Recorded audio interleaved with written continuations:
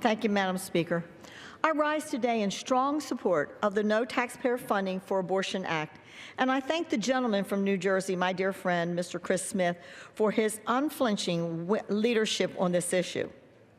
You know, it was just a week ago that the groups of women marched in the streets of D.C. and other cities across the country, apparently ready to write off this presidency as it just began. But there were millions of pro-life women who were explicitly told that they were unwelcome at this event. So today, the People's House is giving them and the more than 60% of Americans from all political persuasions who oppose taxpayer funding of abortion a voice. That legislation before us will protect Americans' conscience rights by ensuring that their hard-earned tax dollars are not used to fund the destruction of innocent life. That is the principle that members of both parties have supported in this chamber before. Every year, Democrats and Republicans alike have come together to support the funding bills that maintain a law called the Hyde Amendment, which prohibits the direct federal funding of abortion with limited exceptions. This 40-year-old law has saved an estimated 2 million lives, but it is not permanent, meaning that this time-honored protection could be taken away on a whim.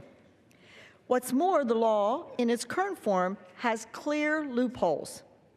A 2014 GAO study found that taxpayer-funded insurance subsidies could be used to pay for abortions on over 1,000 Obamacare plans nationwide.